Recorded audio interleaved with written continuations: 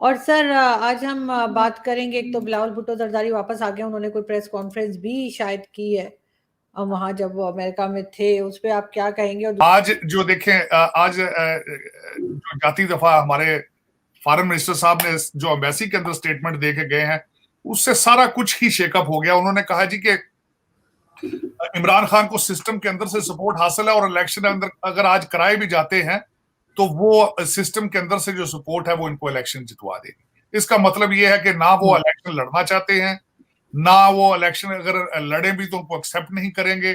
उन्होंने सारी चीजें ही जो है वो रैप अप करके उन्होंने कह दिया है कि ऐसे टूटे हुए सिस्टम का हमें इस पे एतबार नहीं है। आपके मसाइल ज्यादातर ना सियासी हैं ना मुआशी हैं, आपके ज्यादातर मसाइल इखलाकी हैं। आपके अखलाकियात नहीं है, शराफत नहीं है, किरदार साजी नहीं है, वो आपने अंदर से ही लानी है। वो ना जमहूरियत ने देनी है, ना बाहर से आई विश के वो आपको चाइना दे सकता। ज्यादातर मुल्कों के अंदर इस वक्त एक पार्टी रूल चल रहा है और मैं समझता हूँ कामयाबी उन मुल्कों की। देखें इस वक्त जो वन पार्टी रूल का देख लें, भारत के अंदर मोदी साहब जो हैं जिस तरीके से वो चल रहे हैं, मेरे ख्याल में आगे 20 साल 25 साल तो उनको कोई खतरा ही नहीं है। या तो उनकी अपोजिशन नालायक है या नालायक बना दी गई है। एक पार्टी इतनी ताकतवर हो जाती है कि दूसरी पार्टी नजर आना बंद हो जाती है लोगों को। और मैं लिख के दे देता हूं, आपकी तरक्की पॉसिबल ही नहीं है जब तक आप भारत के साथ रिलेशनशिप ठीक नहीं करेंगे। तरक्की पॉसिबल नहीं है। You can not even survive in the future. Sir हमारी तो तरक्की हो जाएगी, उनका हम बेड़ा गर्क कर देंगे बेचारों का। नहीं, उनका वो अभी आपसे बहुत आगे जा चुके हैं, उनका बेड़ा गर्क करना इतना आसान नहीं है। वो बहुत कहां देखें 6.7 वो भी किसी के, चाइना के और सऊदी अरेबिया के, और कहां पे 560 मिलियन। वो तो सही है सर, लेकिन अगर इस तरह की कंट्री जिनके पास पल्ले कुछ नहीं है, हर एक से मांगते रहते हैं, अगर हम उनके गले पड़ गए तो उनका बेड़ा गर्क तो अपने आप ही हो जाएगा ना, हमें दे देकर बेचारे थक जाएंगे। मेरा थोड़ी ये मुराद था कि आप जाके वहां पे, मेरा मकसद है कि आपने वो न्यू दिल्ली में ऑफिस थोड़ी बना लेना है। मेरा मकसद ये था कि कुछ कुछ आसान करें, अपनी ट्रेड शुरू करें, उनके साथ रिलेशनशिप बनाएं, उनको बताएं कि यार हम गलत लोग नहीं है, हम तरक्की करना चाहते हैं, आए आप हमें कुछ सिखाएं, हम भी तरक्की करना चाहते हैं, मिलकर तरक्की करते हैं। इस तरह की बातें करें, मैं ये थोड़ी कहता हूँ। लेकिन उससे पहले आपको खुद को पहले माइंड बनाना पड़ेगा ना।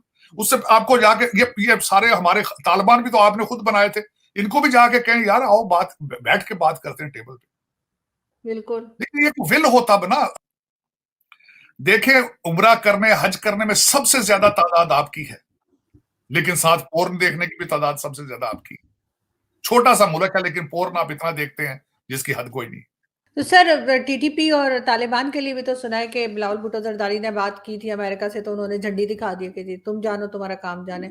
उसमें भी उन्होंने कहा कि वो कोई रोल प्ले नहीं करेंगे। नहीं, देखिए उसमें जो अकॉर्डिंग टू द जो मैंने थोड़ी सी खबरें जो आती हैं उसमें से बाहर, नेड प्राइस जो है स्टेट डिपार्टमेंट की, उन्होंने कई दफा कहा है कि we are watching.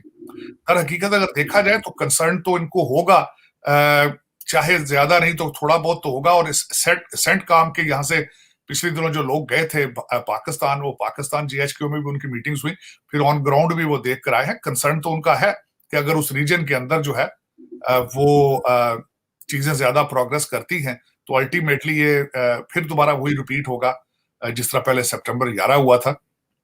They are watching Taliban closely. Taliban हर वो काम अब कर रहे हैं जिससे वेस्टर्न सिविलाइजेशन परेशान हो रही है। जिस तरह बच्चियों के स्कूल उन्होंने बंद कर दिए, सरेआम फांसियां देनी शुरू कर दी, गोलियां मारनी शुरू कर दी सजा के तौर पर। और तालिबान ने रिसेंटली जो है वो ऑर्डर जारी किए हैं अपने कोर्ट्स के लिए कि शरी सजाएं, मेरा मतलब गर्दनें उतारनी शुरू कर दें, हाथ काटने शुरू कर दें, और इस तरह का उन्होंने चीजें शुरू कर दी हैं जिसको वेस्टर्न सिविलाइजेशन जो है वो बड़े अजीब तरीके से देख रही है, क्योंकि वो कह रहे हैं कि they are repeating the history. तो देख तो रहे हैं पाकिस्तान को वो जिस तरीका, मैं जो आपको अर्ज करना चाह रहा था, बिलावल भुट्टो साहब दर हकीकत अभी हमारे जो सियासतदान हैं और जो हमारी रूलिंग एलीट है उनको अभी तक ख्वाब आते हैं जो कंटेनर्स में डॉलर जाते थे, तो ये उसमें से मेजॉरिटी रख के थोड़े बहुत वॉरलॉर्ड्स को दे देते थे अफगानिस्तान में, तो इनको वो डॉलर भूल नहीं रहे अभी तक। वो कहते हैं ना कि दे आर, अभी इनके ख्वाब में आते हैं विड्रॉल है अभी ये कहते हैं वो तालिबान आ जाएंगे, तालिबान आ जाएंगे, डराते हैं अभी भी वेस्टर्न सिविलाइजेशन को। तो वो उस तरह कंटेनरों में डॉलर नहीं भेजेंगे, लेकिन वो किसी तक लिमिटेड हद तक वो देखेंगे। इस वक्त अगर देखा जाए तो आप दोनों तरीकों, दो हथकंडों से आप पैसे मांगने की कोशिश कर रहे हैं, सैलाब से और दहशतगर्दी के हवाले से आप पैसे मांगने की कोशिश फिर कर रहे हैं वेस्ट से, अमेरिका से, यूरोप से। लेकिन मैं ये इसको स्पेकुलेट नहीं करूंगा, क्योंकि उसकी वजह ये है, कोविड के बाद और यूक्रेन की जंग की वजह से the priorities are different right now of the West और अमेरिका, तो वो आपको नहीं करेंगे। और तीसरी उसमें एलिमेंट ये होगा कि भारत की जो लॉबी है इट इज वेरी स्ट्रॉन्ग, और वॉशिंगटन डीसी एंड इंग्लैंड के तो फिर जाहिर प्राइम मिनिस्टर ही वो है, तो फिर वो आपको किस तरह बोरियों में डॉलर भर भर के देंगे। लेकिन आपको ख्वाब देखने की आदत नहीं गई, आपने कई प्रॉपर्टीज के ऊपर निशानियां लगा रखी हैं, लंदन में, दुबई में, अमेरिका में, तो उस पे वो आप अब हाथ ही मलते रहेंगे, थोड़े बहुत डॉलर आएंगे, आप उससे शॉपिंग वापिंग कर लीजिएगा हैरड्स में, लेकिन दैट्स बेसिकली इट। अब वो जो आप क्या था, आपको रोलेक्स की घड़ियां और टिफनी की चीजें जी थी ना, वो जिस तरह आप लेते थे, वो अब ख्वाबों में देंगे आपके, या बच्चों को मेहनत करके लेनी पड़ेंगी। जिस तरह आपने पहले कोठियां बनाई हैं, जिस तरीके से आपने पहले पिज्जा फ्रेंचाइज भी बनाए sir, Papa John's. Pizza franchise क्या, उन्होंने तो पूरा अमेरिका ही खरीद लिया। आज तक 150 पिज्जे की तो मैंने आज तक हिस्ट्री में नहीं देखी। तो they are the new Rockefellers of the America. मेरा मकसद, इतना पैसा अमेरिकन परेशान हो जाते हैं। वो तो ये आप समझें कि गोरों को पता नहीं है, नाक में रोटियां डालते हैं, देखते हैं, वो सुनते हैं, उनके पास रसीदें हैं अब आपकी हर चीज की। आप वीजा कार्ड आपका मंडी बहाउद्दीन में नहीं बना, visa master card American expenses, American product. जब आप उसको स्लाइड करते हैं, इनको पता चल जाता है यहाँ बैठे हुए कि आप क्या कर रहे हैं। यहाँ पे जब आप रजिस्ट्रियां करा के जाते हैं, mortgage system is all computerised. आप समझते हैं कि आपकी टोरंटो की प्रॉपर्टी है, इनको नजर नहीं आती, ये सब पता है इनको। ये मुंह अलग कर ले, लेकिन अपना इंटरेस्ट निकाल लेते हैं। You have served them very well. Russia के टाइम पर जरूरत थी आपको जबरदस्ती उन्होंने इस्लाम मुजाहिद बनाया, जबरदस्ती, और आपने इस्लाम का आपने प्रचार किया, आपने अपना मुल्क खुद जलाया है, आपने कलाशनकोफ कल्चर लेकर आए हैं, हर बच्चे को हीरोइन पे लगाया आपने अपने मुल्क में, आपने बच्चे अपने बेचे हैं अफगानिस्तान में।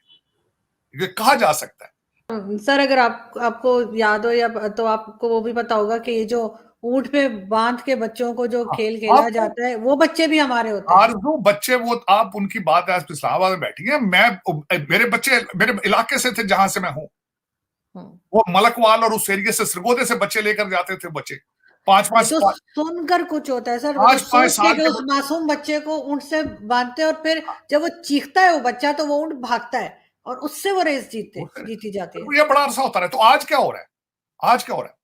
आरजू, मैं आपको मजे की बात बताता हूं। आज ये हो रहा है कि इस्तांबुल से हर किश्ती जो जा रही है इटली या ग्रीस जा रही है, उसमें 70-75% पाकिस्तानी है, और मेजॉरिटी उसमें 15-16 साल के बच्चे। आपकी भूख से, आपके यहां पाकिस्तान के क्राइसिस से लोग भर भर पैदल जा रहे हैं ग्रीस और इटली, पैदल। लेकिन है किसी को कोई शर्म हया? ये कह देते हैं रेमिटेंस आ रही है, और उन्हीं रेमिटेंस से जो डॉलर यहां खून पसीना बेच के यहां अपना पाकिस्तान भेजते हैं, और उसी डॉलर से आप जाके लंदन में प्रॉपर्टियां लेते हो, दुबई में। और आप क्या समझते हो उनकी बद्दुआओं से बच जाओगे आप? ये 4 करोड़ बैठा बंदा बद्दुआएं दे रहा है आपके पास, आपके बगल में है 4 करोड़ बंदा छत के बगैर है। मैं आपसे, मेरा क्वेश्चन है, उनकी बद्दुआओं से आप किस तरह बचेंगे आप?